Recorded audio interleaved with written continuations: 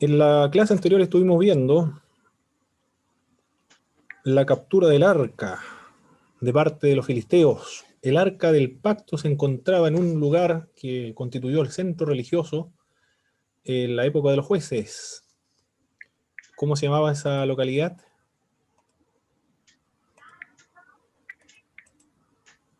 ¿Silo? Perfecto, Silo, excelente. Era Silo entonces, muy bien.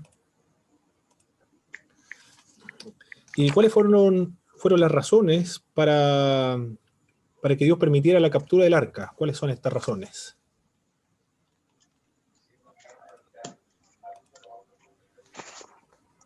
Para que los filisteos, exactamente, le dieran la gloria a Dios. Muy bien, para que el nombre de Dios fuera glorificado. Para traer castigo también sobre la casa de Elí, para disciplinar al pueblo de Israel, para demostrar la supremacía de Dios sobre todos los demás dioses. Esas son las razones, o algunas razones por las cuales Dios permite que los filisteos capturen el arca. También con respecto a la oración de Samuel, Dios escucha la oración de Samuel, entrega a los filisteos en manos de los israelitas y se van a recuperar varias ciudades que habían capturado los enemigos del pueblo de Dios. ¿Cuáles son los pecados de este rey, de Saúl, que comienzan a manifestarse en los primeros capítulos de este libro de Samuel? ¿Cuáles son estos? Enlista aquellos pecados. ¿Cómo este rey actúa?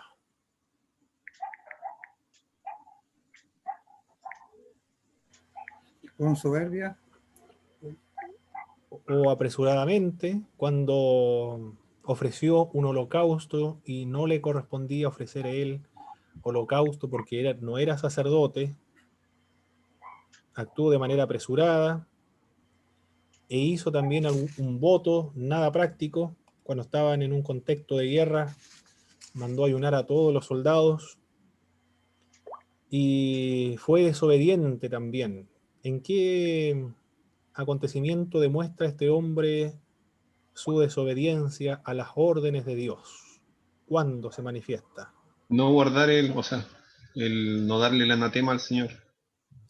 Muy bien, dejar vivo al rey de Amalek, al dejar con vida lo mejor de los animales de Amalek. Y una de las características que tenía Saúl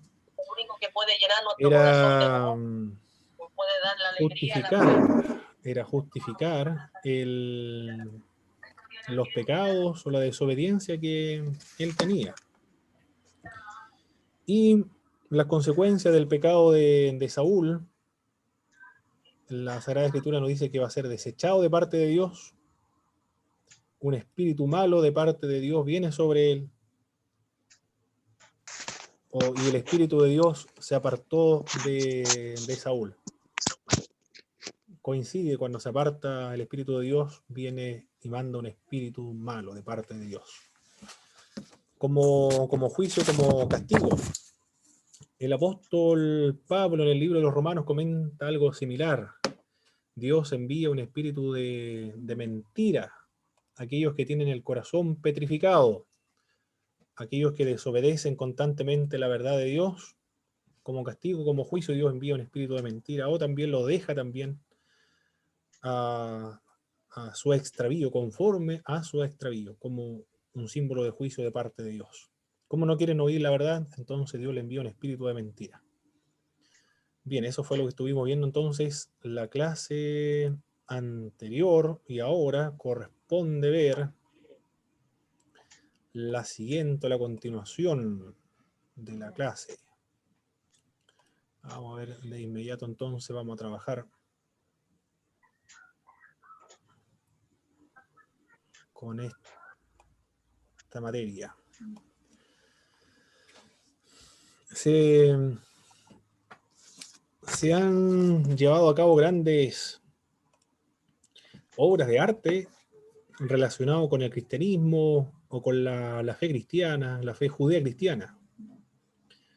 Entre ellos estoy utilizando algunos cuadros, algunos óleos pintados al lienzo con pintores profesionales. Por ejemplo, acá tenemos una imagen de David, el vencedor de Goliat, Esto fue pintado en el año 1600 por Caravaggio.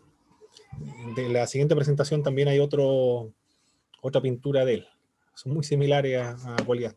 Así se imaginó el pintor la muerte de Goliat, cuando David acaba con él. Esta sección se encuentra en el capítulo 17.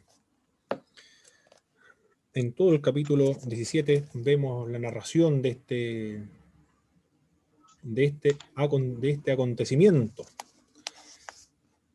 Vamos a darle lectura a esta porción de las Sagradas Escrituras. Vamos a pedirle a algunos hermanos, a ver a quién tengo acá, quién está presente, para que le pueda dar lectura a esta sección. Hermano Gabriel, por favor, capítulo 17, nos encontramos del verso 1, le vamos a dar lectura hasta el verso 5, a la palabra de Dios. Amén. ¿Me escuchan? Fuerte y claro, hermano Gabriel. Ok, dice así en el nombre de nuestro Señor Jesucristo. Los filisteos juntaron sus ejércitos para la guerra y se congregaron en Soco, que es la ciudad de Judá, y acamparon entre Soco y Aseca, en Efes Damim. También Saúl y los hombres de Israel se juntaron y acamparon en el valle de Ela, y se pusieron en orden de batalla contra los filisteos. Y los filisteos estaban sobre un monte a un lado, e Israel estaba sobre el otro monte al otro lado, y el valle entre ellos. Salió entonces del campamento de los filisteos un paladín, el cual se llamaba Goliat, de Gat, y tenía de altura 6 codos y un palmo, y traía un casco de bronce en su cabeza y llevaba una cota de malla, y era el peso de la cota 5.000 ciclos de bronce. Sobre sus piernas traía grebas de bronce y jabalina de bronce entre sus hombros. El asta de su lanza era como un rodillo de telar, y tenía el hierro de su lanza 600 ciclos de hierro, y iba su escudero delante de él. Me pasé, ¿cierto? Está bien, hermano. Okay. Muy bien, hermano Gabriel, está bien. No hay problema, no se preocupe. Bien, ahí tenemos el contexto entonces de donde se va a librar esta batalla en la antigüedad para evitar una matanza innecesaria cuando se requería imponerse un pueblo sobre otro y volverlo vasallo y al mismo tiempo tributario. Entonces se enfrentaban los mejores soldados. Podrían ser en grupos de 10, por ejemplo, como lo vemos en una guerra entre los israelitas, entre las tribus, y acá entre una persona de cada bando, uno de los filisteos y otro se supone que debería salir del pueblo de Israel. Entre los filisteos y los israelitas llevaron consigo a su mejor guerrero, a Goliat, que desafió por 40 días al ejército de Israel. En la mañana y en la tarde se levantaba este hombre para amenazar a los israelitas. Este hombre Goliat era natural de Gat, no dice el texto sagrado cuántos metros medía este hombre, de acuerdo a lo que nos dice el versículo bíblico, de acuerdo a lo que nosotros estuvimos leyendo. Si alguien, la Reina Valera no es muy claro, porque salió entonces del campamento de los filisteos un paladín del cual se llamaba Goliat, de Gat, tenía de altura 6 codos y un palmo. Eso es literal, la Reina Valera es muy literal cuando está haciendo las traducciones, pero si nosotros investigamos versiones actualizadas de la Biblia, son un poco más claros y traduce también a qué equivale esos 6 codos. ¿Cuántos metros? 2.7. ¿Cuánto? 2.98 centímetros. 2 metros, punto 98. 2 puntos. Muy bien, 98. Bueno, parece que no es tan exacto acá. Algunas versiones bíblicas dicen medía 3 metros. No dice 3 metros. 3 metros de altura. Un codo mide como 45 centímetros. Perfecto. Quizás lo más probable que lo que hicieron acá en las traducciones bíblicas fue redondear la cifra. 3 metros de altura. Era gigante, era como un jugador de básquetbol. ¿Cuánto miden los más grandes jugadores de básquetbol? No creo que midan más de 3 2 metros. metros 10. 2 metros 2 10 más metros 10. alto. 2 metros 10 Había más un alto. jugador que medía 2 metros 35. 2 metros Era el más 35. alto. No alcanzaba a Goliat, ¿eh? Goliat 3 metros, nos describe la Sagrada Escritura. Gigante el hombre. Muy temible. ¿Hermano? Sí, hermano. ¿Qué significa paladín? Un paladino, un luchador, el más diestro.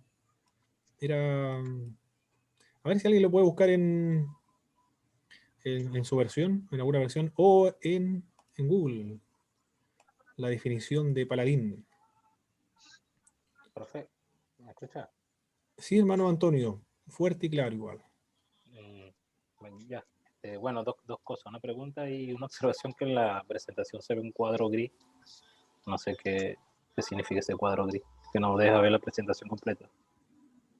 No sé si los otros hermanos la ven o yo soy solamente ellos la viendo. Sí, igual aparece un cuadro ahí de color ese mismo. Aparece un cuadro gris. ¿Ahora qué aparece? Nada. Todas las participantes. Sí. Muy bien, muy bien. A ver, Significa campeón. un campeón, perfecto. Sí. Luego Goliat, un campeón filisteo de Gat. Significa la NTV. Ya, muy bien. El mejor soldado entonces, el invencible. El soldado invencible. 2 metros 31 mide el basquetbolista más grande, George Dumetru. Ah, perfecto, muy bien. Muchas gracias por esa información al instante, ¿eh? Gracias a Dios. ¿Y ahora cómo se ve, hermanos? Sí, se ve mejor. Muy bien, mi hermano Antonio. Ajá, Hermano Carlos Ojeda dice lo siguiente: paladín, caballero fuerte y valeroso, que voluntario a la guerra, se distingue por sus hazañas. Perfecto, hermano Carlos. Muchas gracias por ayudarnos en buscar. Profe, tengo una pregunta. Sí, hermano Antonio. Con respecto a lo que estaba explicando anteriormente sobre la batalla de David. ¿Sí? No sé si esto es parte de las culturas que se estaban... en aquel tiempo era parte de las culturas donde simplemente se convenía que en la batalla se pelearan uno o un grupo de personas, porque vemos que en distintas narraciones o se iba todo un pueblo, toda una nación, vamos a pelear a matar a todo el mundo, que no quede vivo nadie, o simplemente se llegaba antes de a un acuerdo, como se ve en las películas que vamos a establecer los acuerdos. No sé si esto sería en el caso, o sería parte de la cultura porque de estos pueblos, porque también vemos que por lo menos en la cultura esta griega o romana también se hacía esto, pues. Por lo menos la guerra de Troya también habla de sí. lo que pelea una sola persona. Era parte de la cultura de la antigüedad, como logramos ver ahí, ¿eh? En la Biblia son dos hechos, este y otro. Este con los filisteos y la otra entre las tribus de Israel. Pero también hay otros hechos que refiere la historia general, la historia universal también. Pero no sé hasta qué momento llegó esta práctica. Cuando se inició tampoco, pero se llevaba a cabo, pero hasta cuándo terminó eso no lo sabría decir. Muy bien, 3 metros entonces de alto, una coraza de bronce, pesaba 55 kilos la coraza de bronce que llevaba este hombre. Bueno, Pablo. Sí, hermano Bernabé. El codo mide entre 45 y 51.5, entonces por eso no hay una medida más o menos exacta. Exacto, y lo más probable es que hayan redondeado la cifra. En el libro de Apocalipsis también me he encontrado con con esto hecho de los codos, porque cuando corresponde medir la ciudad de Jerusalén, hay varios autores que difieren en cuanto a las medidas de cuánto son las dimensiones realmente de la Nueva Jerusalén, porque precisamente está en referencia al codo. Se debe traducir al codo. La lanza pesaba 7 kilos. Estuvo desafiando al pueblo de Israel por 40 días, nos dice el verso 16. La reacción de Saúl se va a repetir constantemente esta condición, esta actitud de Saúl frente a esto que se enfrenta, por ejemplo, en el verso 11, ¿cuál fue la reacción de Saúl frente a esta batalla y cuando salía Goliat a amenazar al pueblo de Israel? El verso 11, ¿qué nos dice el verso 11? Hermano Bernabé. Dice, oyendo Saúl y todo Israel estas palabras del filisteo, se turbaron y tuvieron gran miedo. Muy bien, Saúl entonces tuvo gran temor juntamente con todo el pueblo, por supuesto. Muy bien, eso es lo que vemos en esta sección. Y David, por otra parte, aparece. David en escena, es hijo de Jesé, es de Belén, también nos dice el pasaje bíblico en el verso 58. Es diligente, es la característica que podemos notar de David, porque pastoreaba el rebaño de su padre, obediente también a su padre, diligente, obediente porque llevaba comida a sus hermanos que estaban en la guerra, su papá le llevaba queso a los comandantes y pan a todos los soldados. Esa es una de las características. Y también vemos que es un hombre valiente, pero no solamente valiente, la valentía, en realidad lo que produce la valentía de David es la fe que él tiene. Pero no solamente la fe, sino también las experiencias. Este hombre se va a enfrentar a un soldado, nunca había empleado la fuerza de las armas con otro ser humano, sino solamente con oso y con leones. Pero el campo fue el que le va a dar la experiencia para luchar y enfrentarse con este hombre. Es valiente y es una persona de fe, ya que toma la decisión de enfrentarse al gigante, nos dice el verso 30 y 31. Tiene experiencia en la lucha, ya que ha peleado anteriormente con osos, ha peleado con leones, nos dice el verso 34, el verso 36. Es una persona que tiene fe en Dios y se manifiesta la fe en Dios porque sabe que Dios le ayudó con los animales feroces. No fue su fuerza, sus habilidades que él tenía o su musculatura, sino que él hace referencia constantemente a que Dios estaba con él y le ayudó en llevar a cabo estos enfrentamientos con estos animales salvajes. Y esta vez le hará nuevamente contra el enemigo del pueblo de Dios. También así como ayudó a capturar o a sacarle a las ovejas, las cabras, de la boca de los leones y de los osos, así también Dios va a ayudar al pueblo de Israel. Dios el que va a llevar a cabo la victoria, le va a dar la victoria al pueblo de Israel en esta batalla. Sabe que Dios le va a ayudar nuevamente. Se puede ver la lucha no solo entre los ejércitos enemigos, no es una lucha entre Filistea y los israelitas. Es una lucha entre religiones. Eso es lo que se logra ver en el fondo. Es la lucha de Dios contra los otros dioses, de las otras potencias que los dioses de los filisteos. Goliat maldice a David invocando a sus dioses. El dios de los filisteos era Dagón, por lo tanto va a invocar Goliat a Dagón. Dagón va a darme la victoria, según lo que estaba sugiriendo o mencionando Goliat. Pero mientras que David va en el nombre de Jehová de los ejércitos, lo dice el verso 43 y el verso 44. También David menciona que Goliat no ha insultado al ejército israelita, sino que, nos dice el pasaje verso 55, ha insultado a Jehová, el Jehová de los ejércitos. Y cuando David va a tomar esas piedras y la va a lanzar contra Goliat, se la va a incrustar en la cabeza de manera milagrosa. La piedra se le clavó en la frente y cayó muerto de un solo golpe sin necesidad de empuñar la espada. Posteriormente va a tomar la espada de David y va a cortar la cabeza a este gigante, como lo podemos ver en esta pintura. Pero surge una pregunta, y esta pregunta lo menciona José Luis Sicre, porque aquí Saúl no conoce a David. Ahora lo va a conocer, en este contexto, cuando vence al gigante Goliat. No queda claro cómo entra al servicio David de Saúl, según una versión como músico. Es el primer encuentro que tiene David con Saúl, por medio de la música, porque viene un espíritu malo de parte de Dios para atormentarlo, y para calmar al rey, entonces mandan a llamar a David, que toca el arpa, y con esa música le calma entonces el estado que tiene este hombre. cuando le vienen al rey los ataques del mal espíritu. Pero según otra versión, que también lo menciona la Sagrada Escritura, después de haber vencido a Goliat, no queda muy claro ahí. ¿Cuándo realmente conoce, o es la primera vez que conoce David a Saúl, o Saúl conoce a David? Pero esas son las dos versiones. Y no hay claridad. ¿Cómo es que se conoce? Acá en el contexto dice que fue la primera, pero anteriormente David le tocaba el arpa a Saúl. Muy bien. Ahí tenemos otra imagen del mismo pintor. El 1607 es esta pintura.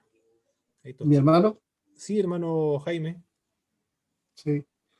En el pasaje que usted leyó, o el hermano leyó, cuando dice,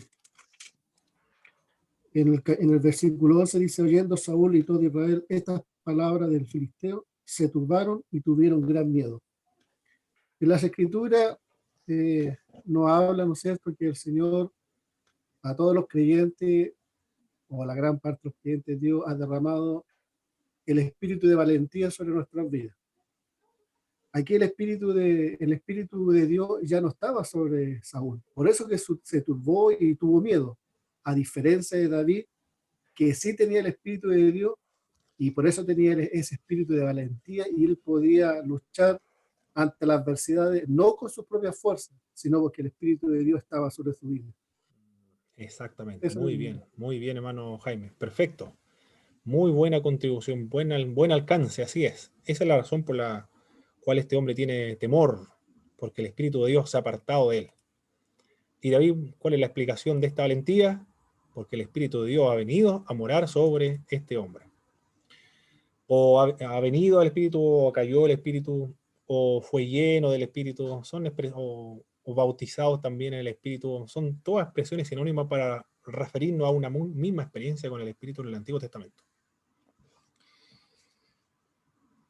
Pero David va a tener que huir de Israel. Profe, una pregunta. Sí, hermano Antonio. Leyendo también en el 16, ¿no? Samuel 16, cuando David es ungido con aceite, dice que, retomando lo que dice el hermano Jaime, es que el Espíritu del Señor vino con poder sobre David.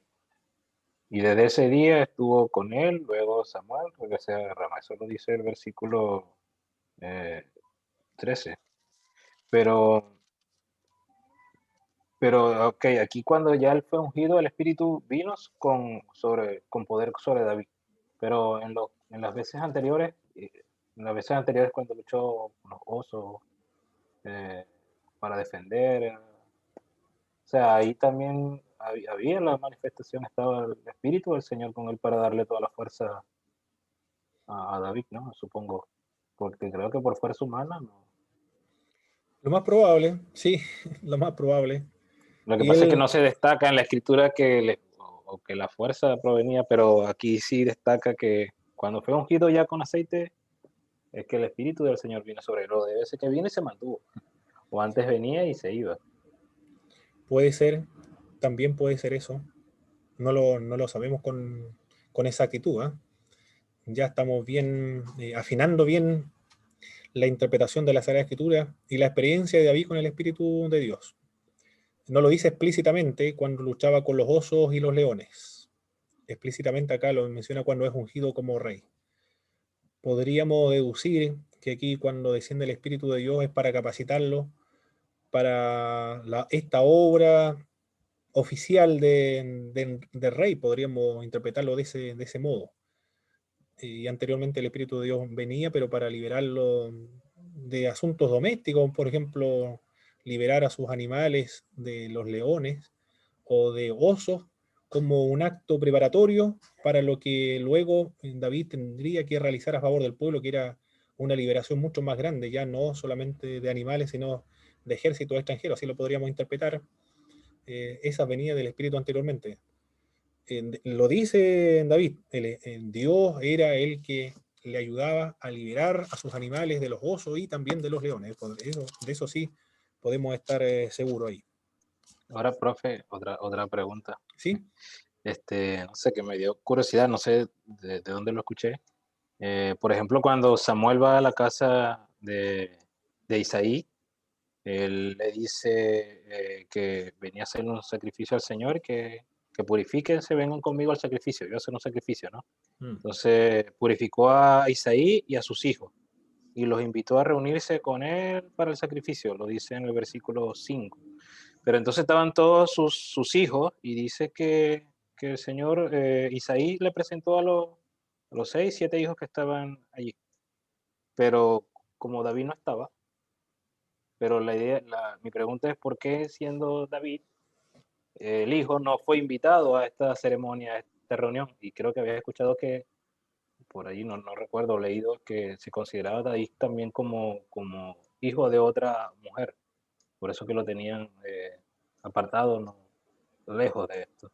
No sé si usted habrá escuchado. Lo había escuchado eso, ¿eh? Lo había escuchado en alguna parte, en una predicación, quizás lo escuché, pero no le tomé importancia, porque no hay cómo fundamentar o basar aquello, sino simplemente una deducción.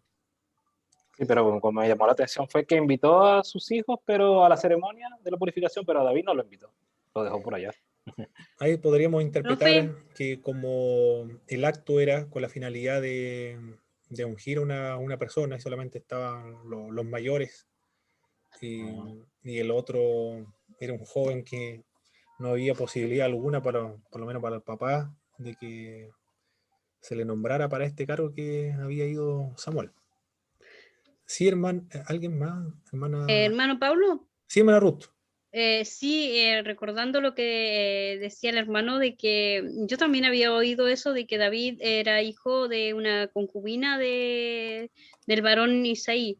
Entonces, por eso es que no era, como antes tenían más de una mujer.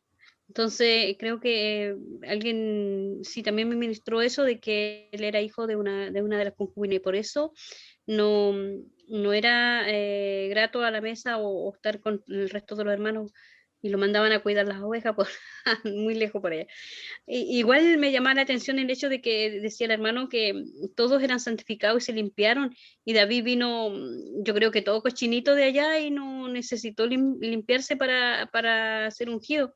A veces esto como que me recuerda que a nosotros nos llama el Señor de allá todos cochinitos, y acá Él nos limpia a su manera, no mira que si a veces estamos muy limpios o las personas quieren estar muy limpias, pero el Señor los desecha. Algo que se me ocurrió ahora, o me trajo el Espíritu, sí. Eso, mi hermano Pablo. Muy bien, muchas gracias, mis hermanos. Voy a ver eso más profundamente, si se puede sustentar esa idea. Tendría que escuchar el predicador cuál base utiliza o cuál es el argumento que utiliza. Puede ser deducción o puede ser que tiene alguna base. Sí, hermana Norma Ruiz. Sí, buenas noches. Primera clase, aquí tratando de entender, de ponerme al día, pero les saludo a todos igual. Tengo una duda respecto al Espíritu de Dios, al Ruá de Dios, comprendiendo que el Ruá de Dios opera de forma multifactorial, de diferentes formas, ¿cierto? Como espíritu empoderador, como guía, ¿cierto? En este caso sabemos que el Espíritu de Dios dotó de fuerza, ¿cierto?, a David. Hay un texto en Samuel que me gustaría que usted me lo explicara en 1 Samuel 16, versículo 14, donde dice que el Espíritu de Jehová se apartó de Saúl y le atormentaba un espíritu malo de parte de Jehová. Me gustaría que me pudiera explicar de qué manera está obrando aquí el Ruá de Dios cuando se está refiriendo a que viene un espíritu malo de parte de Jehová. No sé si me podría explicar el obrar del espíritu en ese sentido. Bueno, no el Espíritu de Dios, que como se ha apartado el Espíritu Santo de Dios de Saúl, ya no tiene más esa comunión especial como anteriormente lo tenía. El espíritu malo de parte de Dios puede ser un mensajero de Satanás o un espíritu maligno, un demonio, con la finalidad de cumplir las funciones propias de un demonio, que es atormentar a un ser humano. qué tipo de enfermedad, no lo describe exactamente el texto bíblico, simplemente lo señala que el hombre necesitaba música para poder calmarse, y lo atormentaba de manera severa. Es un espíritu, se ha interpretado de ese modo, un espíritu demoníaco, un espíritu satánico, un demonio, pero que está al servicio de Dios también, para enjuiciar, para traer juicio sobre un pecador empedernido y endurecido o cuyo corazón está petrificado. Otros interpretan que no es un espíritu demoníaco, un espíritu personal, demoníaco es alguien personal, sino que el término espíritu, en hebreo efectivamente es ruaj, espíritu, pero tiene muchas connotaciones el término espíritu. Puede referirse al Espíritu Santo, puede referirse a un ángel, puede referirse también a un demonio, o puede referirse igualmente a un temperamento, una actitud del ser humano, o la personalidad del ser humano, el espíritu, la actitud, o el temperamento, la personalidad. El espíritu de esta persona, es decir, el temperamento de esta persona. O también puede ser interpretado como una acción de juicio de parte de Dios hacia Saúl.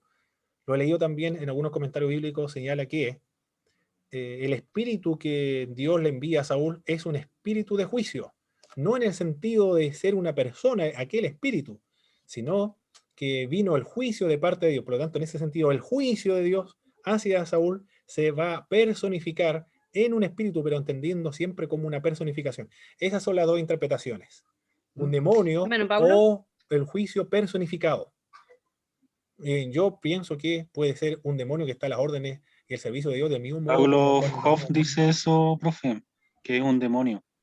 Yo opino o tiendo a pensar que es un demonio, que está al servicio de Dios, porque todos están y sirven a Dios. Algunos voluntariamente y otros involuntariamente. Algunos sabiendo y otros sin saberlo. Nosotros servimos a Dios de manera consciente, de manera deliberada, voluntariamente y alegremente servimos al Señor. Pero los otros no saben que están sirviendo al Señor, pero todos están a las órdenes de Dios y están al servicio de Dios. Dios lo utiliza para llevar a cabo su obra. ¿Sí? ¿Alguien más? Hermana Ru parece que está hablando. ¿Qué más? Sí, hermano, me recordaba esto, pareció como lo que decía el apóstol Pablo, que decía que para que él no se gloríe se le había enviado algo como un opresor, como algo que un aguijón, decir que le moleste y que le recuerde que él era humano, prácticamente así. ¿Es como similar esto? Sí, un mensajero de Satanás, quien le abofeteara el rostro para que no se jactara o no fuera arrogante en cuanto a sus experiencias espirituales. Eso. Claro, quizás sea similar lo que le pasaba a Saúl. Algo similar. Bueno, él tenía las funciones diferentes. Acá, con respecto al apóstol Pablo, era que no se jactara. Esa era la finalidad, que no se jactara. Claro, una persona con experiencia extraordinaria, ver a Cristo personalmente, recibir la revelación de Jesucristo, luego ser trasladado al tercer cielo, ver cosas inefables que no es dado a ser humano. Cualquiera podría llegar aquí a la tierra y contar maravilla, la experiencia que tiene con Dios. Se podría considerar como el hombre más espiritual de toda la tierra y mirar inferiormente a todo el mundo. Entonces, por eso es que Dios le envió un espíritu para que le abofeteara un aguijón en su carne. Muy bien, muchas gracias, hermanos, por su pregunta, intervención. Sí, hermano Jaime. Ya lo último segundo. Ya, cuando uno escucha estos pasajes, vemos el tema de Saúl, que la desobediencia ante Dios trae juicio, porque él desobedeció a Dios. Así es. Por eso vino juicio sobre Saúl y por eso Dios envió este espíritu que lo turbara. El segundo punto, también uno recuerda cómo el faraón de Egipto ya tenía el corazón endurecido, pero dice, creo que en la séptima plaga, Dios endureció aún más el corazón del faraón para llevar a cabo el juicio de Dios sobre el pueblo egipcio. Así es. Y lo tercero, vemos también, ¿no es cierto?, Goliat junto a David, estas posiciones en forma religiosa.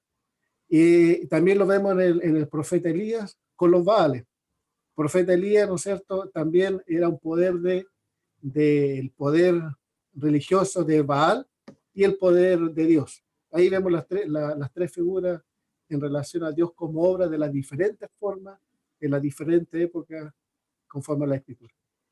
Muy bien, perfecto. Y no olvidar, hermanos, que el texto bíblico cuando habla acerca de, por ejemplo,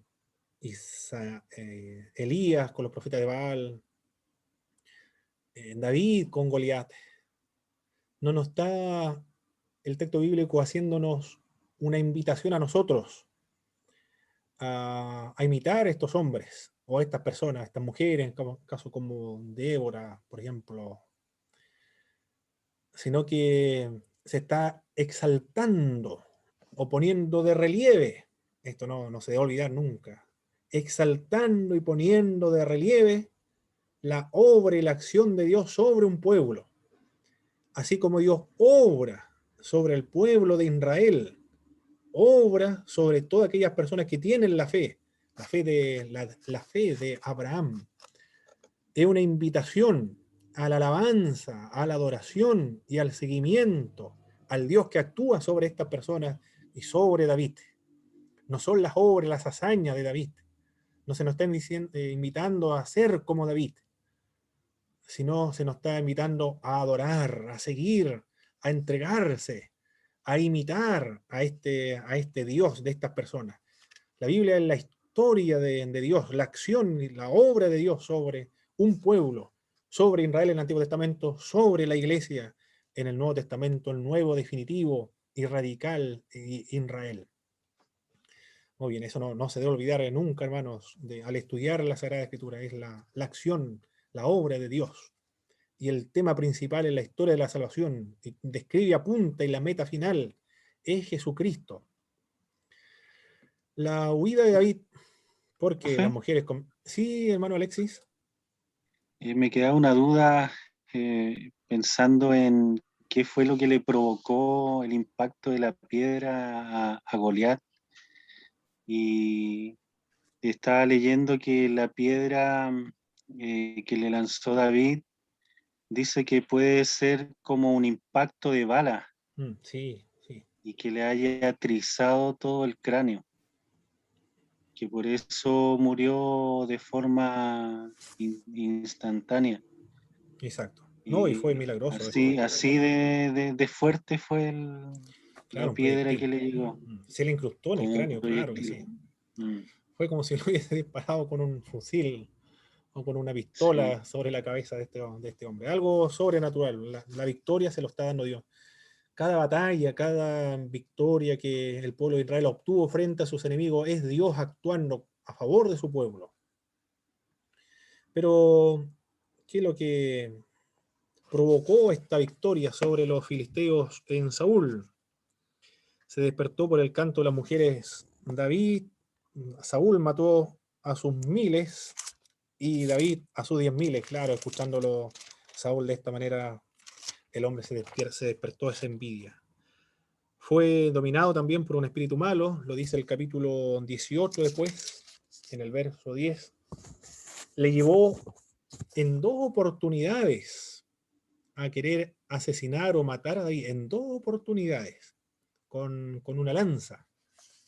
Bueno, y después lo quiso matar en otra ocasión, cuando lo iba siguiendo por el desierto, y motivado por el éxito de las campañas bélicas también de David.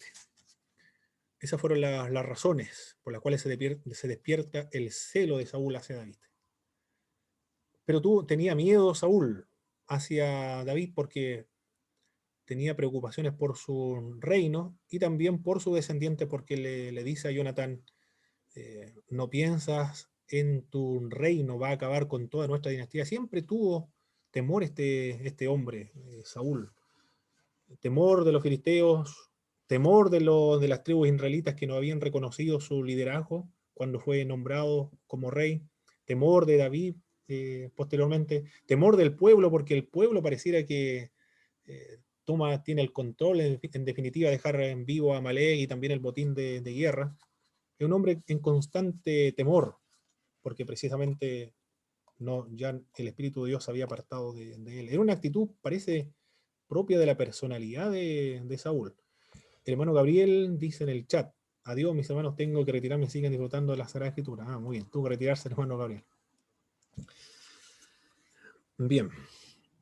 Pero, gracias a esta batalla que tuvo que librar David con los filisteos contra Goliat, se va a traer una amistad de Jonatán, el hijo de Saúl, con David. Y David va a tener que huir, va a deambular en diversos territorios, va a irse a Nob. En ese contexto con los sacerdotes de Nob, va a pedir alimento, pide también armamento, le dan los panes de la proposición y le dan la espada de Goliat. Pero antes de eso, antes de llegar acá, no solo Jonatán va a intervenir para poder salvar la vida de David, sino que también van a intervenir otras personas. Va a estar Jonatán, Mical, que es la hija de Saúl, y va a ser esposa de David posteriormente, pero los filisteos, cuando Saúl estaba a punto de acercarse donde se encontraba David, y cercarlo, ya lo tenían cercado, uno de los siervos de Saúl le dice: los filisteos han llegado al campamento, han comenzado a saquear, o han llegado a una de las ciudades, han comenzado a saquear. Por lo tanto, Saúl tuvo que desistir de continuar la búsqueda de David y tuvo que ir a pelear contra los filisteos. En ese momento, cuando estaba a punto de llegar donde se encontraba David, Dios utiliza a los filisteos para liberarlo. Por lo tanto, Dios utiliza a Jonatán, a Mical, utiliza a los filisteos para librar la vida de David. El temor de Saúl contra David es producto de que se daba cuenta de que Dios estaba con David y también el Espíritu de Dios se había apartado de Saúl. En la Biblia de América, este pasaje del capítulo 18 es un resumen de los sentimientos que anidan el conjunto de toda esta historia. Los éxitos de David provocan en Saúl los celos, también provoca la envidia, provoca los temores de parte de Saúl y una abierta enemistad. Se convierte Saúl en enemigo de David. Pero al mismo tiempo Samuel, después, cuando venga del otro mundo, del inframundo, le va a decir: Dios se ha vuelto, o tú te has vuelto enemigo de Dios. En contraste con él, lo demás, Jonatán, las mujeres, Mical, la hija de Saúl, las tropas también del ejército de David, el pueblo en su conjunto, todos quieren a David. Como estribillo se repite la clave de su éxito: el Señor estaba con David. Saúl intenta matar a David con una lanza en dos ocasiones.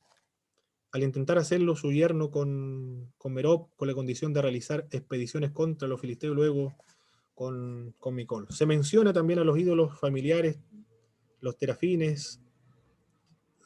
Algunos comentaristas señalan que es una mención sobre la degradación moral y espiritual en la que está cayendo Saúl, pues no solo sería mentiroso, sino que también estaría practicando la idolatría, porque utiliza los terafines para determinar la voluntad de Dios.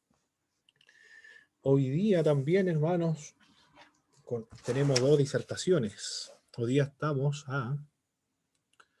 hoy día corresponde hermano Antonio García, 9 de abril, hermano Antonio. Sí, hermano Jaime. Quiero hacer una consulta. ¿Sí? Y siempre he tenido esta duda, y bueno, quizás ha sido dejación mía de no escudriñar un poco más.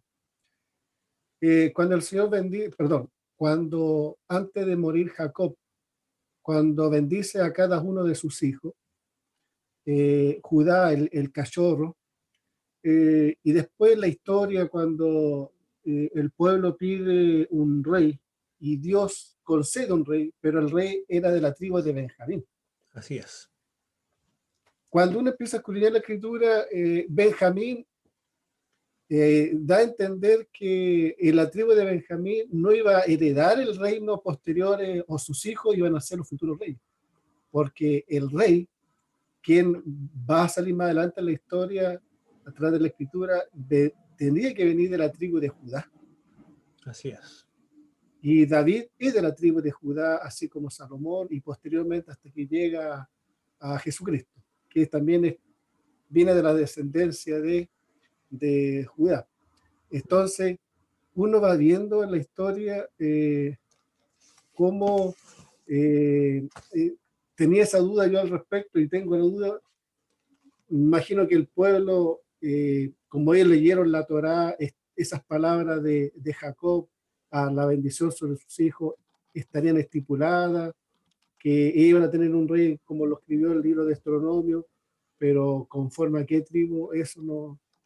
Siempre tuve esa duda y tengo esa duda todavía al respecto. Por esa razón, hermano Jaime, en el texto sagrado, en Samuel, cuando Dios alude a Saúl, siempre lo va a tratar como a un juez, pero nunca como un rey. Siempre dice el príncipe de tu pueblo, pero lo que hace Saúl es la misma labor, y esto lo hace muy bien, de libertador, porque emprende campañas contra los filisteos y es vencedor. Por lo menos cuando comienza su carrera, comienza muy bien este hombre. Tenía varias características positivas, era una persona humilde porque se considera como el más pequeño de las tribus. También cuando lo van a ungir como rey, él está trabajando en el campo. Cuando algunas tribus no lo reconocen como rey, sino que lo miran en menos, él guarda silencio, no impone su autoridad. Y después cuando van a luchar contra los filisteos, los vence. El ejército que lucha con Saúl le dice a Saúl: aquellos que te menospreciaron, vamos a acabar con ellos. Y Saúl dijo: no, nadie va a morir hoy. Por lo tanto, también muestra su misericordia. Todas esas características positivas podemos ver de Saúl, una persona humilde, es una persona prudente, no actúa de manera precipitada, es una persona misericordiosa también. Pero de a poco va a ir cambiando su actitud de manera tan drástica. Es similar a Nerón, o no es Nerón, Calígula, creo, Calígula. Es similar a Calígula este hombre. Después se enloqueció, comienza muy bien, pero termina muy mal. Es como Salomón, son personas que comienzan muy bien su reinado, pero finalizan muy mal. Para Dios, David, no tiene problema Dios de denominarle el rey, pero para Dios tiene mucho cuidado el texto bíblico y los autores. Quizá, bueno, son los autores bíblicos, pero están siendo inspirados por el Espíritu Santo de Dios. Siempre cuando se refieren a Saúl, tienen precaución y cuidado de no referirse a él como rey, sino como un juez. Está cumpliendo las mismas funciones que los jueces en la época de los jueces antes del establecimiento de la monarquía. Legítimamente, entonces, y de acuerdo a las promesas de Dios, el rey tiene que venir de la tribu de Judá, porque eso fue lo que se encuentra en el libro en el libro de Génesis, en cuanto de dónde provendrán los reyes que van a gobernar Israel, que deben venir de la tribu de Judá. Muy bien, buen alcance, hermano Jaime. Ahora vamos a escuchar entonces la disertación de nuestro hermano Antonio García. Sí, amén. ¿Comparto el comando, hermano, o solamente va a disertar? No. Muy bien. No, solamente perfecto. Voy a disertar.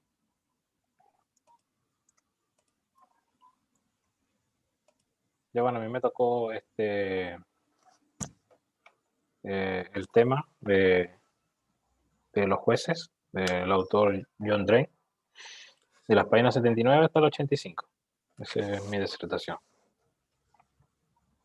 Y bueno, traté de destacar lo más importante de este texto, y una de las cosas fue la época de los jueces. El autor comenta que inicia con la muerte de Josué, y en aquel tiempo no había grandes potencias enemigas que pudieran hacer frente al pueblo judío. En aquel tiempo los egipcios y los hititas se encontraban en decadencia, mientras que la nueva potencia de Asiria no se encontraba todavía en condiciones para expandirse hasta Canaán. O sea que no la tenían tan difícil tampoco. El desafío real estaba en Canaán mismo, pues, donde las tribus israelitas controlaban solamente algunas áreas del país, pero los emplazamientos israelitas se hallaban aislados unos de otros por dos grupos poderosos de ciudades-estados cananeas. Uno junto al norte de Siquén, compuesto por ciudades como Megiddo, Dotán y Bet-San, y otro al sur de Siquén, extendido hacia el occidente desde la punta norte del Mar Muerto, cruzando en la línea recta hasta la costa mediterránea. Entonces estaban separadas estas ciudades. También las tribus israelitas no siempre fueron capaces de someter a la población cananea por completo, ni siquiera en aquellas áreas donde habían logrado alguna supremacía. Pues. Las tribus de Manasés, de Efraín, de Zebulón, de Aser y Neftalí se vieron forzadas a llegar a algunos acuerdos mutuos con la población nativa del país. Y también aparte que habían otros invasores intentaban adueñarse también de los territorios. Pues. Entonces esto era prácticamente una situación inestable que había en ese lugar, propia. También el autor destaca muy interesante sobre los jueces, de cómo lo veían los israelitas en aquel tiempo. Y eran llamados así porque los israelitas daban nombre a sus héroes de esta manera. Eran jueces porque los consideraban héroes. También los jueces tuvieron que ver con la administración de justicia en aquel tiempo. Y aunque las personas mencionaban a los jueces que podrían haber ejercido alguna función administrativa, pero no tenía nada que ver en comparación con las funciones administrativas de otras culturas, de otros pueblos, porque aquellas estaban orientadas a funciones políticas más sofisticadas del pueblo que las que tenía el pueblo de Israel. Otra característica que destaca son que los jueces, los grandes jueces relatados en el Antiguo Testamento no fueron funcionarios anónimos, sino que ni se debieron a una elección, a una situación burocrática o hereditaria, sino que poseían nobles cualidades, sabiduría, coraje y gobierno, cualidades que se demostraban no en procedimientos legales, sino que en la actuación concreta del cada día, pues, para ejercer justicia en favor de su pueblo. Fueron hombres y mujeres de gran visión política, unción religiosa, y tenían firme convicción de que las promesas de Dios y el compromiso de su pueblo que derivaba de la alianza hecha en el monte Sinai. Cita también que el Antiguo Testamento tenía 12 jueces, pero recoge detalles solo de 6, en las cuales Otoniel es relacionado con la tribu que se asentaba en el sur y todos los demás restantes se asociaban con las tribus del norte. También refleja la relativa fuerza de Israel en diferentes partes de la región en aquel tiempo. Pues. Para comprender el libro de Jueces, hay que verlo según el autor, de un carácter religioso, y porque sigue las estructuras y la enseñanza de las historias ya contadas anteriormente. Pues.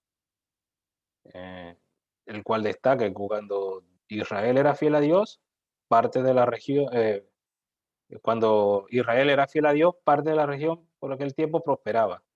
Cuando abandonaban a Dios, por otros dioses, era incapaz de resistir a sus enemigos. También cuando se encontraban en aprieto, Israel se volvía de nuevo a Dios y él le proporcionaba un libertador, o sea, los jueces en aquel tiempo. Y después de la muerte de un juez, se repetía de nuevo la misma secuencia de todos los hechos. También destaca unos líderes en particular, el escrito, como son, por ejemplo, Débora y Barak, que lucharon contra los cananeos, Ehud, que luchó contra los moabitas, Gedeón contra los medianitas, Gedeón con los madianitas y Gestés con los amonitas. Sansón con los filisteos, y casi todos ellos fueron héroes locales que pelearon batallas locales, pues. Se destaca la historia de Sansón, por ser una cruzada personal contra los filisteos, y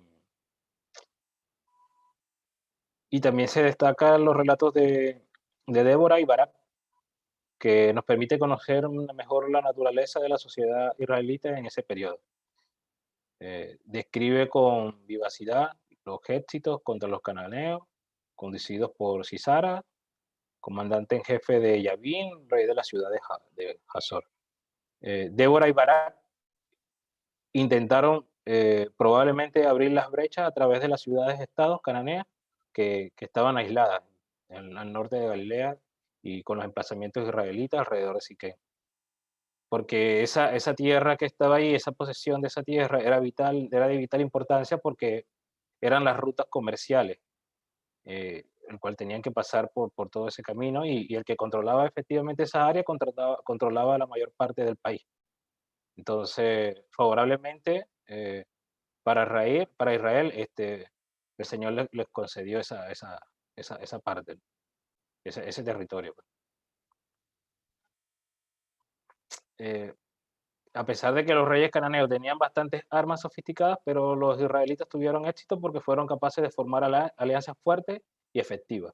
Débora, en aquel entonces, consiguió unir a 6 de esas tribus israelitas, que fueron la de Zebulón, la de Neftalí, la de Efraín, la de Benjamín, Manasés y Isaacar. Pero lo que realmente los reunió fue su verdadera fe en común a Dios. Me encanta que el autor relata mucho en este libro de los jueces que la obediencia a Dios conducía al éxito, mientras que la desobediencia conllevaba el fracaso. Cuando las tribus estaban unidas mediante su herencia común, derivadas de la alianza hecha en el monte Sinaí, constituían una coalición efectiva, pero cuando comenzaban a distanciarse del culto al Dios, del que le había hablado Moisés, los intereses partidistas o egoístas primaban sobre todo, y las tribus se veían impotentes ante enemigos para dedicarse a consolidar la nueva sociedad. Eran vulnerables en este caso. También habla sobre Canaán, pero no detalla mucho sobre el pueblo cananeo en aquella época. No se conoce exactamente la extensión del territorio. Destaca que lo más seguro es que Canaán fuera el nombre utilizado para referirse al territorio conformado por Siria y Palestina. Y sobre los pobladores de aquel tiempo, parece que lo habitaban al menos 6 pueblos, bastante distintos, entre los cuales destacan los Abirú, los trashumantes, los nómadas, los filisteos, sasus. Esos son los pueblos que estaban conviviendo en aquel tiempo, pues. Le queda un minuto, hermano Antonio. Muy bien.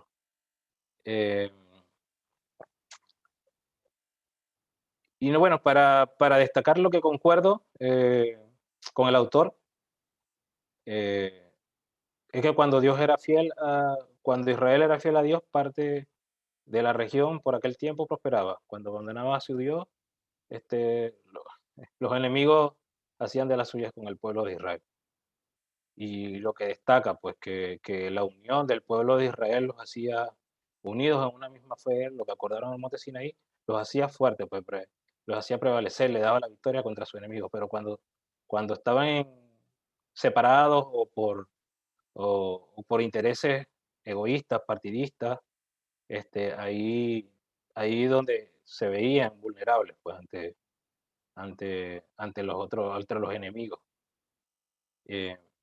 Eso es lo que más tomo y considero del autor en este libro, lo que concuerdo. Lo que sí no me gustó mucho, no me parecía, es el orden, como está escrito, está ordenada todo lo que describe. No sé, lo vi como una especie, por lo menos en la sección que me tocó, una especie de revista donde abunda mucho los comentarios, y tenía que, si estaba leyendo toda la descripción, tenía que regresar hacia atrás para leer los comentarios desde el principio y era un poco engorroso esa parte. Y bueno, eso es lo que no me gustó mucho del autor en este sentido. Y, y bueno, y como comentario personal, que algo que me hizo reflexionar sobre lo que leí, es una pregunta que hace el autor eh, en un párrafo como tal. Él pregunta qué era lo que mantenía unido al pueblo de Israel en ciertas ocasiones, pues, qué es lo que lo mantenía unido. Y bueno, él describe que un párrafo que lo resalté, que dice que los grupos de personas que tienen conciencia de estar integradas en una misma comunidad suelen definir su integración a partir de diversos signos de identidad.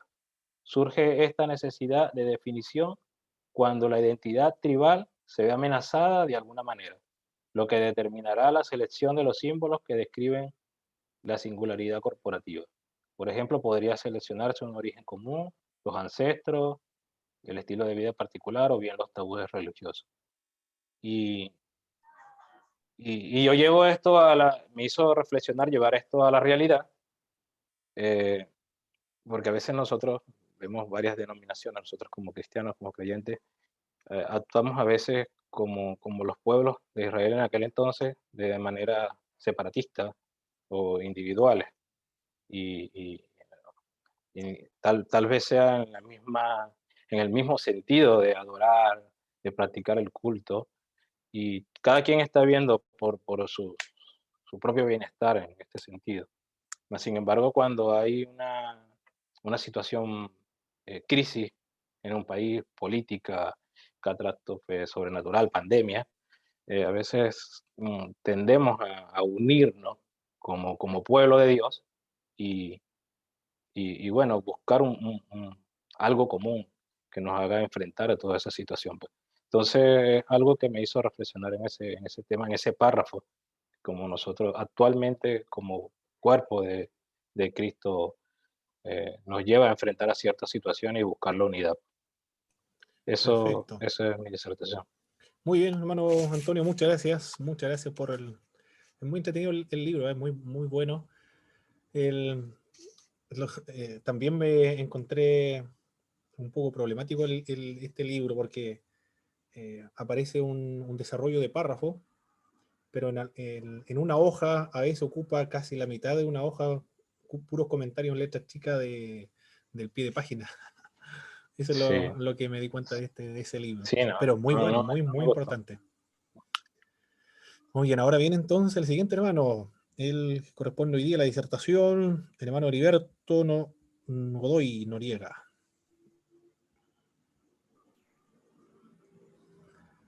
Hola hermano, buenas noches. Buenas noches, hermano Heriberto. Saludos hermano Pablo y saludo a todos mis hermanos en el Señor. Bueno, a mí me tocó poder leer el libro del hermano Samuel Pagán, La entrada a la tierra prometida, página 44, 45, 46. Y vamos a resumir un poco lo que dice este libro. Comienza, ¿cierto?, dice como título Entrada a la tierra prometida, liderada por este gran siervo, ¿cierto?, y militar Josué, un hombre, ¿cierto?, que podemos ver a través de la escritura también bien ha llegado a Dios, obedeciendo en todo, por algo Dios lo escogió para poder cruzar, ¿cierto?, llegar a la tierra prometida. Liderado por Josué, se llevó a efecto aproximadamente en el año 1250, según el escritor, antes de Cristo, que puede relacionarse con el periodo arqueológico, conocido como, ¿cierto?, como el bronce reciente en 1550, 1200 antes de Cristo, también el hierro. En ese periodo, tanto en tiempos de Josué como en los jueces, Egipto estaba con dificultades internas y como poca capacidad imperial, pero tenía control sobre los territorios cananeos.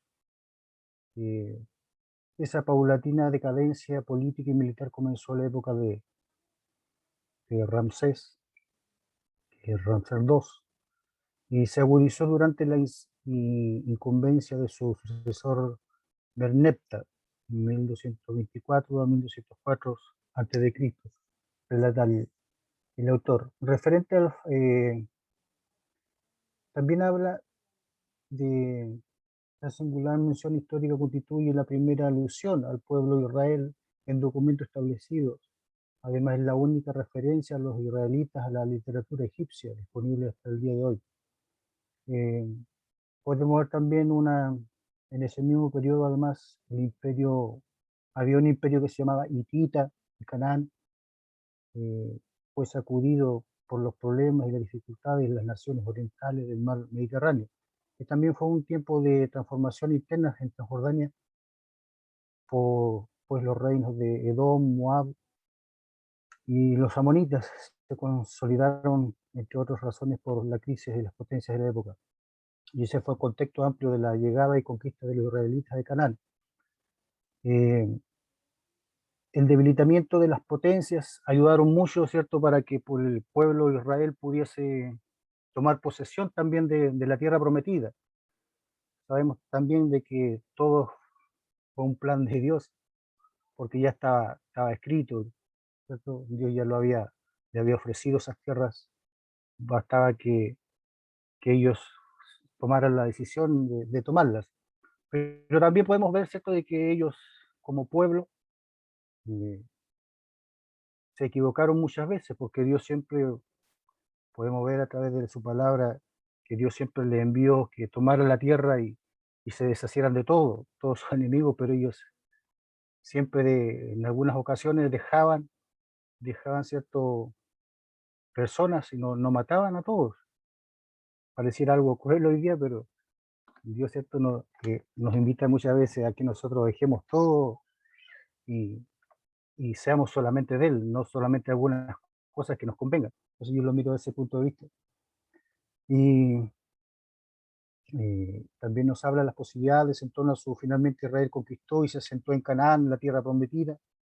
De acuerdo con las narraciones bíblicas tenemos dos perspectivas, habla el escritor iniciales, la primera bajo el liderato de Josué, brinda la impresión que la conquista y posesión y gran parte del territorio cananeo fue rápida, firme y definitiva. Hay otra versión también, que la segunda, que se incluye con un detenimiento en el libro de Jueces, también bajo el liderato de Josué, revela que el proceso de conquista fue más lento y difícil. Hay ciudades no conquistadas, e inclusive hasta derrotas. La sumisión definitiva de las últimas ciudades cananeas se llevó a efecto en la época de la monarquía, específicamente bajo el liderato de el rey David y el rey Salomón. Eso es lo que relata el escritor. También hay muchas investigaciones arqueológicas, documentos, ¿cierto?, conservados hasta la actualidad,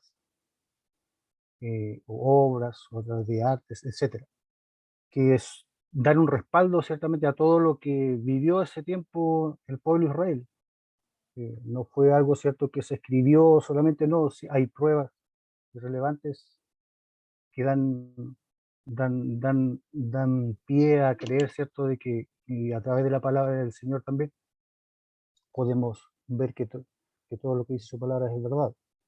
Así que diversas teorías han intentado explicar lo que sucedió en Canaán durante la conquista. Para algunos estudiosos el proceso fue más una infiltración pacífica de los israelitas, que con el tiempo llegaron a establecer acuerdos con los pobladores locales hasta llegar a ser mayoría en las ciudades.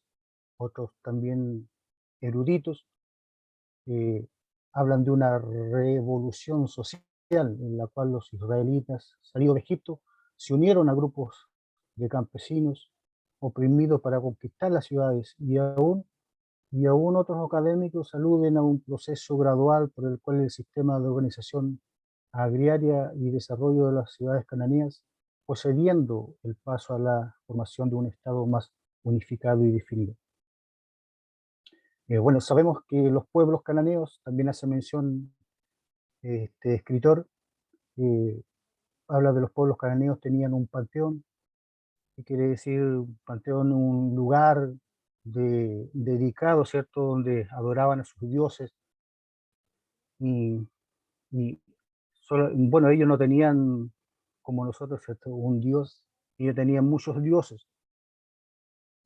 Por lo tanto, para toda ocasión, prácticamente ellos tenían un dios, es el dios de la lluvia, el dios del sol, el dios de la fertilidad, y reconocían las tierras y la fertilidad, sus adoradores y seguidores, dice este escritor, llevaban junto a Baal, estaban sus rivales, el mar y la muerte y su consorte. Además, el panteón alude al anciano dios, el que fue finalmente destruido por los mares. Podemos ver, ¿cierto?, de que estas personas, una vez más recalco que hace mención el escritor, tenían muchos dioses y adoraban muchos dioses y bueno, a comparación de nosotros tenemos un solo Dios. Y bueno, dentro de lo que pude como crítica, ¿cierto? Es un poco lo que dije anteriormente, cómo uno puede ver, ¿cierto? Cómo desobedecieron el pueblo de Dios a un mandato que Dios le encarecía a ellos que no dejaran nada, porque a la larga igual traían problemas y dificultades para ellos mismos. Y lo llevo yo también a lo espiritual. Dios nos manda y nos encarga, ¿cierto?, que dejemos todo y para poder ser hijos de Él, para no poder, ¿cierto?, tener problemas el día de mañana, porque Dios quiere lo mejor para nosotros. Dentro pues una crítica relativamente con el pueblo de Israel. Gracias a Dios hoy día nosotros tenemos la palabra del Señor, ¿cierto? Y como hablamos delante, podemos sacar lo bueno, ¿cierto?, para aplicarlo hoy día a nuestras vidas cotidianas. Y más que eso, hermano Pablo, bueno, lo que explica también, en lo poco que me tocó leer, también este autor se basa mucho dentro de lo que escribe con citas bíblicas. Entonces igual hay un respaldo y un gran conocimiento también en lo que él nos puede transmitir también a través de estos libros a nosotros. Eso sería más que nada, hermano Pablo. Perfecto, Mi hermano participación. Heriberto. Muy bien, muchas gracias. ¿No hay nada con lo cual usted está de acuerdo o en desacuerdo con Samuel Pagán? No, como le decía, más uno sacando cosas espirituales, ¿cierto? Para la aplicación cada día a nuestras vidas, más que en desacuerdo, Perfecto. Muy bien, muchas gracias, hermano Heriberto. Perfecto. Bien, hermano, continuemos entonces. Muchas gracias por las disertaciones. Son 2 disertaciones por clase, recordemos. Siempre son 10 minutos. Como somos bastante, tenemos que tener los 10 minutos. Continuemos entonces. Estamos viendo. Compartimos enseguida. Ya. La deambulación de David como un proscripto, un fugitivo de parte de Saúl, porque se había despertado la envidia, porque Saúl temía de que su descendencia o su monarquía no iba a continuar con sus hijos. Bueno, en realidad Dios sabía a este hombre, tanto Jonatán como Saúl, de que el auténtico, verdadero rey, definitivo rey nombrado por Dios iba a ser David. Eso lo sabía, no había ninguna duda. No lleva a cabo una masacre. Algo terrible lo que ocurre allí. Él nos pide alimento, le da los panes de la proposición, el pan sagrado. Jesucristo alude a este pan sagrado. Le dice, ¿acaso ustedes, cuando Cristo, los apóstoles comenzaron por el hambre a tomar espigas y luego a consumirlas, los fariseos le dijeron, tus discípulos están violando el mandato de no trabajar en día sábado. Y el Señor le dijo, ¿acaso ustedes no han leído cuando David le dan los panes de la proposición, panes sagrados? Lo que quiere indicar ese pasaje bíblico es que en un caso de necesidad apremiante, o cuando está en riesgo o en compromiso la integridad física de los seres humanos, no hay ninguna ley que impida asistir a estas personas. Por eso se le dieron los panes de la proposición, que no estaba autorizado a nadie, excepto los sacerdotes, comerlo. Y también le dio la espada de Goliat. Pero se va a enterar por un a ver, no es un moabita, sino que otra persona, a ver, aquí tenemos que buscarlo en el texto bíblico, estamos en el capítulo 21 ahora. Una malecita es una malecita. Él no es un edomita, acá en el verso, estamos en el capítulo 21, verso 7. Y estaba allí aquel día detenido delante de Jehová uno de los siervos de Saúl, cuyo nombre era Doeg, edomita, el principal de los pastores de Saúl. Este fue el que informó a Saúl que los sacerdotes de Nob ayudaron a David y a su ejército, le dieron pan y alimento, y también le dieron la espada de Goliat. ¿Qué es lo que va a hacer Saúl? Va a matar a todos los sacerdotes. Los siervos que son israelitas, los siervos de Saúl, no van a ser capaces de matar a los sacerdotes. Va a ser este hombre, el edomita, el que va a acabar. Pero no solamente va a terminar con los sacerdotes de Nob, sino que va a matar también a todos los de la ciudad, a animales, va a matar a animales, a mujeres, a hombres, niños, bueyes, todo eso. Aquí nos dice el capítulo 22, versos 6 a 23. Saúl mata a los sacerdotes de Nob, 85 sacerdotes fueron muertos. Los habitantes de Nob también piden venganza de Saúl, se extendió a ellos. Pues en represalia se mató a filo de espada a las mujeres, los hombres, muchachos, niños, bueyes, burros, ovejas. Solo escapó un hijo de Ahimelech, Abiatar. Y también podemos ver aquí un toque de humor cuando David entra en territorio de los filisteos, lleva la espada de Goliat.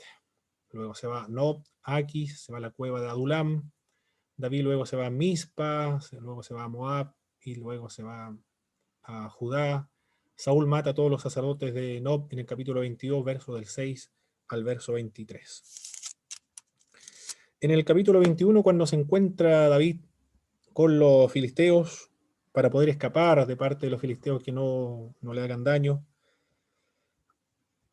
David cambió su manera de comportarse, nos dice el verso 3, hermano Cristian Sepúlveda, capítulo 13, vamos a darle lectura, capítulo 21, estamos verso 13. Capítulo 21, verso 3. Verso 13. Verso 13. Por favor. Dice, cambió su manera de comportarse delante de ellos y se fingió loco entre ellos y escribía en las portadas de las puertas y dejaba correr la saliva por su barba. Perfecto. Bien. Se finge loco. Cuando va a los sacerdotes de Nob, recurre a una mentira. Le dice, Saúl me ha mandado una misión especial. En el verso 2. Respondió David al sacerdote Ahimelech, rey, que me encomendó un asunto, y me dijo, nadie sepa cosa alguna del asunto que te envío y lo que te he encomendado.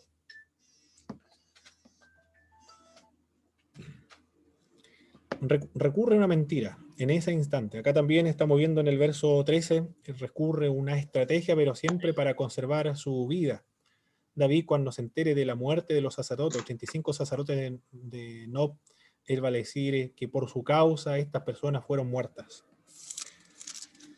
¿Y qué es lo que va a decir el rey de los filisteos? ¿Acaso me falta el loco acá en mi territorio para que me traigan a este hombre?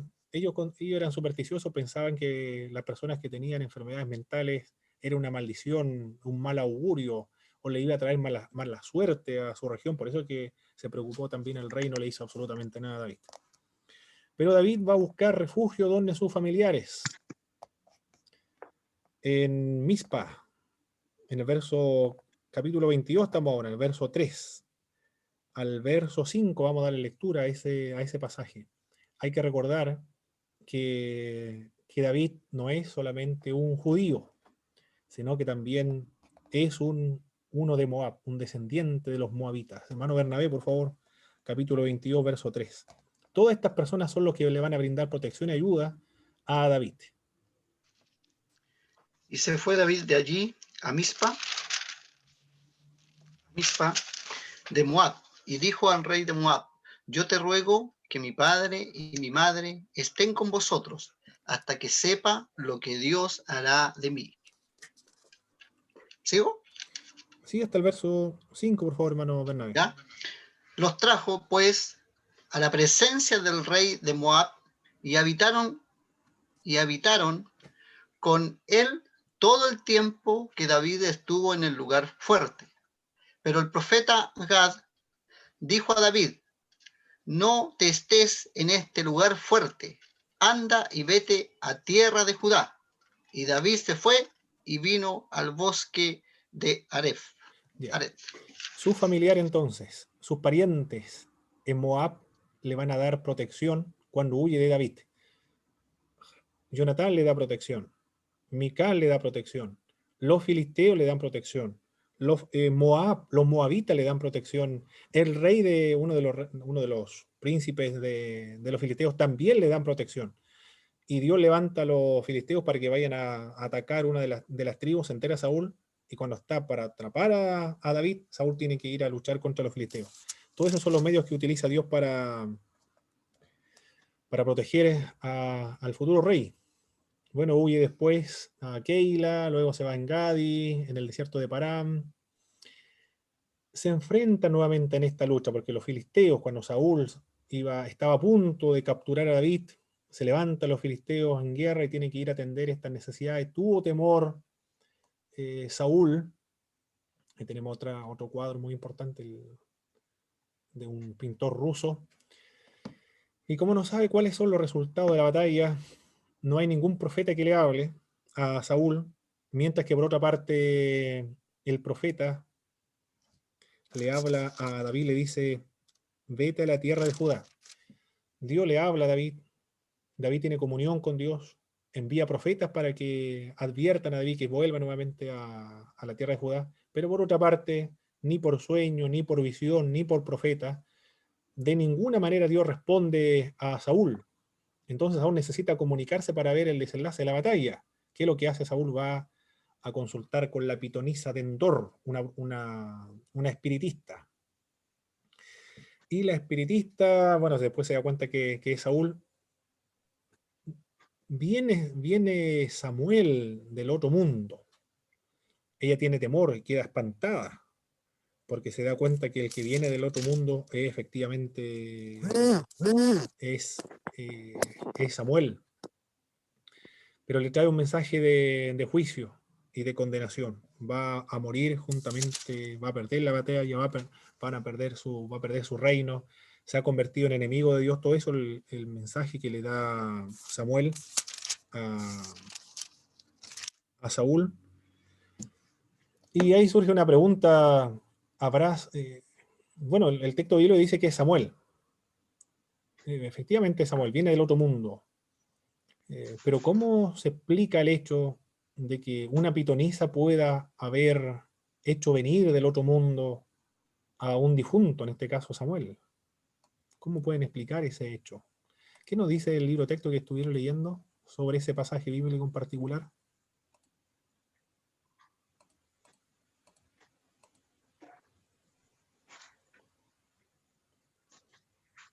¿Recuerdan qué es lo que dice el autor? ¿O cómo se explica ese hecho? Que efectivamente era el espíritu de Dios, permitió que era el espíritu de Samuel.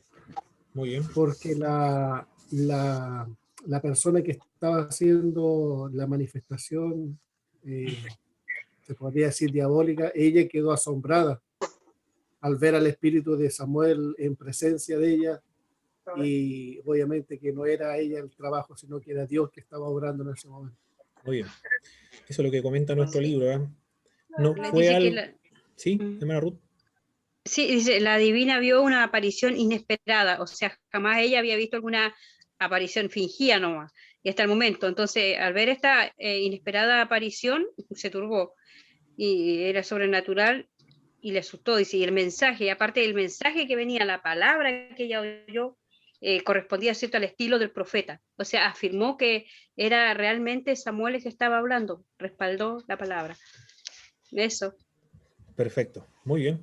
Sí, eso es lo que nos comenta nuestro libro. Muy importante ese punto de vista porque son los pasajes bíblicos que utilizan los espiritistas para legitimar su práctica espiritista. Pero acá el texto bíblico, en el libro de Crónicas, por ejemplo, a causa de su infidelidad al Señor, no guardó su palabra y consultó a una adivina en lugar de consultar al Señor. Por eso el Señor le quitó la vida y entregó a David, hijo de Jesé. Eso es lo que dice Crónicas, capítulo 10, verso 30. La misma Biblia, la palabra Hermano, de Dios, es la que sanciona esta práctica espiritista. Sí, hermano Jaime. cuando vemos la maldad de Saúl para poder o quitar la vida o sacarlo del camino al futuro rey de Israel, a David, y cómo Dios protege a su ungido. De alguna u otra manera usa todos los medios para protegerlo. Y vemos el poder de Dios, cómo obró en Moisés, que también rescató a su siervo, la mano poderosa de Dios sobre la vida de Moisés desde niño. Vemos también aquí en David, y lo que pasa con David también le pasó al Señor Jesús cuando él nace y también tiene que huir a Egipto porque Herodes también lo quería asesinar. Exacto. Entonces vemos el plan de Satanás por un lado y el plan de Dios por un lado también. Y Dios siempre va a guardar y proteger a su ungido. Librándolo, muy bien. Los pecados de Saúl, vamos a enlistarlos, poner atención a los Profe. pecados de Saúl. Sí, hermano Profe. Antonio. No sé, tengo también un comentario desde el punto de vista de Saúl, ¿no? Por lo que usted acaba de mencionar Sí. hace un rato. Él hacía por todos los medios posibles de tener una dirección, de buscar nuevamente esa comunión con Dios, pero ya no la tenía. O mejor dicho, no sé, desde mi punto de vista, no tenía la actitud correcta. Pienso yo que era la manera, o siempre lo hacía por una actitud egoísta o individualista. Aparte de, bueno, la Biblia dice que el Señor ya se apartó, pero es que en ningún momento tuvo una actitud correcta de sumisión, de arrepentimiento o de perdón por sus pecados, y Sí. menos que lo van a escuchar. Pues. Nunca se arrepintió, siempre se justificó. Sí. Esa es la diferencia con David. Cuando le recriminaban o reprochaban su pecado, él reconocía. Los pecados de Saúl son: usurpó el oficio sacerdotal, siendo él benjaminita, actuó precipitadamente cuando ofrece un sacrificio, hizo pecar al pueblo porque el pueblo tuvo que comer en la desesperación el hambre, carne con sangre, desobedeció al dejar vivo a Amalek, el celo y la envidia por David, asesinó, esto lo más macabro, a los sacerdotes de Nob, y finalmente consultó a una pitonisa. Esos son los pecados que podemos listar de Saúl, perdón. Pero recuerde que comenzó bien anteriormente, era humilde, no era precipitado, era misericordioso también. Fue un hombre nada espiritual, no entendió la voluntad de Dios, ni se entendió a sí mismo, era impetuoso, se volvió orgulloso, desobediente, no escuchó los consejos de su mejor amigo, que es Samuel, un anciano, donde está y radica la sabiduría, toda la experiencia de una persona de edad. No lo tomó en cuenta. El peor error fue quizá guardar una envidia diabólica contra David, pero fue un buen caudillo. Condujo a su pueblo en reiteradas ocasiones a la victoria y nunca llevó a Israel a la idolatría. Esas son las evaluaciones de la vida de Saúl. Muy bien, mis estimados hermanos. Muere Saúl en la batalla, no lo alcanzamos a ver, pero ustedes lo respondieron en sus tareas, leyendo el libro de texto también en la Biblia, en 1 Samuel completo. Muere finalmente Saúl y Jonatán y todo su ejército pierde la guerra. Muy bien, mañana entonces nos volvemos a ver con la ayuda del Señor. Vamos a finalizar con una oración a nuestro Señor y nos dirige,